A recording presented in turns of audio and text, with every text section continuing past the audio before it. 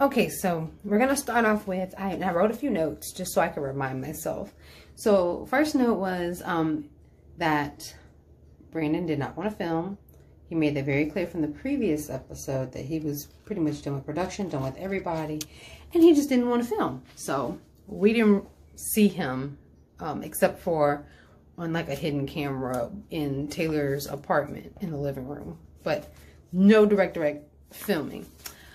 So that's him.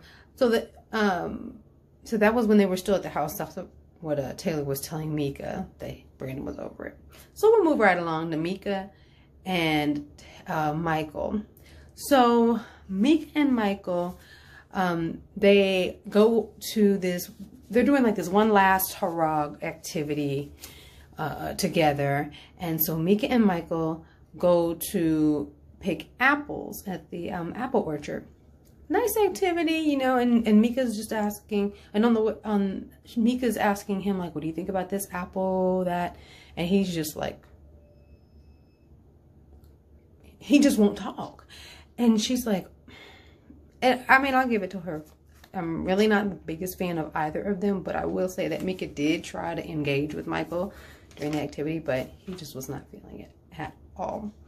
So on the way back, she was just explaining to him, like, I don't feel like you're really trying. You tell other people that you care and you love and you want this to work, but you're not trying. You're not talking to me. He had like his earpods in, and he just was really not engaged. So that was kind of a bummer, because while they were picking apples, they had like a picnic.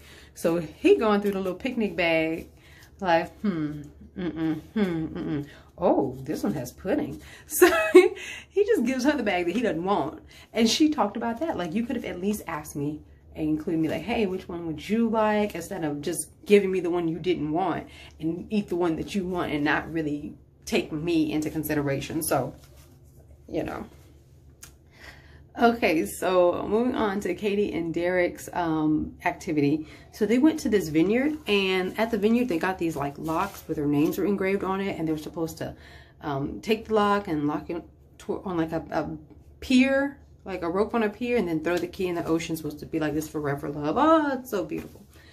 However, while they were there, they were talking about like, what are some things, you know, you kind of are supposed to make some promises with the lock and stuff. So it's like, what are some things that you want to promise as a couple? So Derek is like, never give up. That was one of the, like, promise to never give up. She's like, just rude, right? So then he was like, okay, well, I promise to always be a team. She's like, I can't promise that. I was like, girl, what? What kind of person does not, in a marriage, does not want a teammate? Make that make sense. So her promise was, oh, we'll always make each other happy. Now, happiness is fleeting. I can tell you that from experience. I've been married for, what year is this? 2020. Okay. We'll say I've been married almost 10 years. Okay. And I can speak from experience that always being happy is not realistic. So just whatever. I was really like annoyed with her. I'm so annoyed with her. I just want Derek to just realize, like, she does not want you. Give up. Just give up now. Just gather your losses and move on, because all the effort that you're putting into with the, you know, making the collage photo thing for their anniversary, putting you on his health insurance, come on now, giving you insulin shots, all of these things that show care, that show that I'm in this for the long haul. You look at it like, you know, it means nothing to me. It's not important to me. And I just feel like at some point he has to be objective about the situation. I think he's knowing that because he's never been in love and he wants to feel that and wants to get to that point where he can say, I love somebody, that he's kind of willing to kind of put up with the disrespect in order to, I guess, hopefully obtain his goal. But that's just not a healthy way to be. I mean, you have to love yourself first in order to love somebody else. And I don't know if he's really doing that right now. So that was my take on that. Okay, so fast forward. Okay, so back to Mika and Michael. They get back to the house. They discuss, because Michael was expressing to Mika that his uncle did actually pass away, so he was telling the truth, you know. I was a little uncertain. I was like, did anybody really die? I was hoping that he was being honest about that, which he was this time.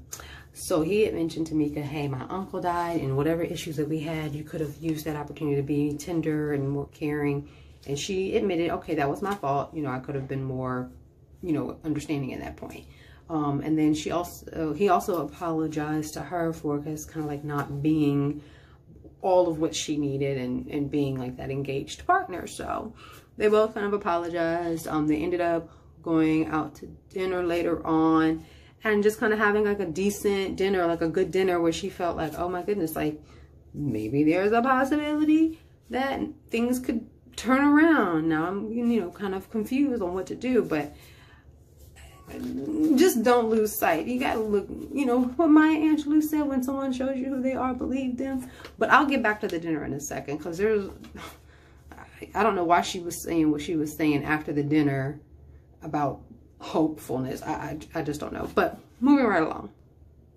Okay, so Taylor, it flashes to Taylor talking with her friends, because this episode they're talking to friends, family, whatnot. So Taylor's talking to her friends about the situation with Brandon. All her friends are in agreement of like, you know, give it up, pack it up, let it go. She's kind of like, yeah, but he tells me when the cameras start rolling, things might be. He says it's going to be different. Sorry, I had an editing thing go on. So I agree, of course, with Taylor's friends that no, things are really not going to be different, but they say whatever you decide to do will support you, like most friends would say. So moving on from that, it cuts to Mike talking to his sister. So his sister is just trying to kind of encourage them to, you know, work through the difficult times. If something is worthwhile, then you kind of stick it out and what have you. So she just basically was just kind of encouraging them to stay together. So back to the dinner, like I was mentioning previously. So they go to dinner. Dinner's going well. She's like, Mike, I noticed that your schedule's changed a little bit. You're home a lot more. Like, what's kind of going on?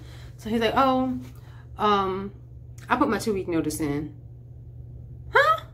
Yo, you put a 2-week notice in? We ain't but 8 weeks in? Like, this is my thought. I'm talking to the TV at this point. Like, you put a 2-week notice in. The series ain't but 8 weeks. But you put in 2-week notice. So then she's like, don't you think you should have discussed this with me? He's like, I thought about it and I feel like I made the right decision. So basically the answer was no. He didn't think he should have discussed it with you. I was like, are you serious? So then she goes, this is your 3rd job since we've been together. I'm starting to believe his name is not Michael. His name is Tommy, because he ain't got no job. I'm really like so focused on the fact that his name is Tommy. He is Tommy. Rest in peace. But he is Tommy. Because he ain't got no job. He always like, oh, you know I got a job, man. You know what I do. That's Michael. You know what I do. No, I don't know what you do, Michael. Because every time you think you got a job, you ain't got a job. Now you got 2-week notice in. So the fact of the matter is that he had to put his 2-week notice in 2 weeks prior for her to notice that he was sitting at home a lot more. Because you know when you put a 2-week notice in that you still work those 2 weeks. You don't just sit home for the next 2 weeks. So he probably done ran some errands, went go kick it with some people, just to make it look like he had something to do during the day when he really was already unemployed. So now she's in there looking like, now I got to support the whole family, potentially, until you figure out what you're going to do with yourself. No time. I don't have any time for him. I really don't. I'm through with him. So, so Jess and Austin, they had their first real fight, you guys. It was rough. So they went to dinner, and she brought up the fact that he's going to be working a lot, and so he felt like she was wanting him to switch his job and quit his job, which isn't what she was saying at all, but that's the way he took it. So things became a little cold, a little icy, very unlike Jess and Austin. So I was shocked. But they did talk about it towards the end, and she explained to him that I want to spend time with you. that's a valid concern. If I just married you 2 months ago and you're going to be gone 2 weeks out of the month, so I'm only going to see you 6 months out of the year, I'm going to feel some type of way. All she's doing is expressing the fact that she wants to build with him and wants to grow with him. And she feels like she's not going to be able to do that if you're never home. So, I mean, I understand her concerns, but he kind of took it to a level he didn't need to go to. And even when it was time for them to kind of like move out, to go for a decision day, he didn't even give her a kiss goodbye. And she's like, I thought he was going to give me a kiss goodbye. So Austin, he kind of went cold. And when they, even his brother, not brother, I think it was a friend of his, when they did the talking with the family and friends, even the friend was like, you know, sometimes he overthinks things. And that's realistic. And I can see that, overthinking things instead of just feeling and being in the moment and really listening with your heart and not so much with your mind. So, but I think that they might end up staying together anyway, because overall things have been so great. But I could be wrong. We don't know. And then, let's see. Oh, so then Derek and Katie go to dinner. So she's real, again, I'm not a fan of Katie's. So she basically was telling him that if she's like, sometimes I know I can be a little bit intimidating, or I can come across like maybe more aggressive. I want you to basically check me, or, you know, call me out, you know, in a way she was kind of like saying, fight with me in so many words. And she does not deserve a Derek. She wants a thug. She wants a roughneck. She wants somebody that'll like slap her, choke her out, then bring her flowers. Like, she likes turmoil, and that is because she is a product of divorced parents. Now, I'm not saying at all that children of divorced parents cannot function and behave and have wonderful marriages. And because my husband is a product of a divorced parents, and he's a wonderful husband, so that is not the case at all. However, I know that you learn what you live sometimes, and it is sometimes more familiar and more comfortable to live in what you grew up in, and it takes more effort to change that narrative for your future. So she admits to having, of course, breaking up her parents' fights and things like that. So that's what she grew up around. She knows how to function in chaos. And I think that that might be what her take is. And like Derek, he's a product of divorced parents, but he's not like that at all. He wants to love, he wants to do togetherness. So it actually has to take that work to not repeat the cycle. And right now, to say she's a therapist, she's really not delving deeper into that psychoanalytic behavior of understanding, why is it that I want chaos? Like, she can express it to others, but she's not internalizing it on how it's affecting her in terms of her relationships and what she gravitates towards. So, I mean, that's something she really needs to work out. So you guys, that's pretty much it. All the couples that live together pretty much moved out so they can prepare for decision day. That's pretty much it in a nutshell. But thank you so much for watching. Comment, subscribe, you know, tell me what your thoughts are. I want to hear from you. You take care. Bye-bye.